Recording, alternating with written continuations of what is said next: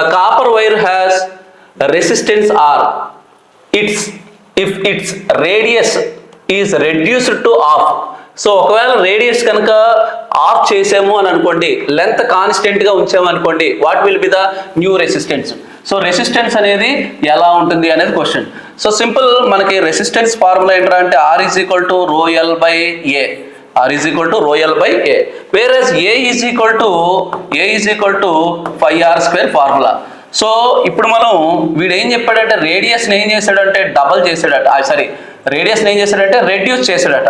So రేడియస్ని reduce చేస్తే automatically ఇది కూడా ఏమవుతుందంటే బై 4 అవుతుంది.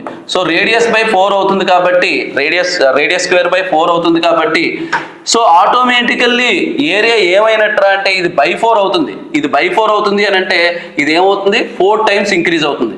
సో ఇది కాస్త రేడియస్ కాస్త బై 4 అయింది కాబట్టి ఇది ఏమవుతుంది అని అంటే 4 టైమ్స్ ఇంక్రీజ్ అవుతుంది. So the answer is nothing but 4 times the resistance.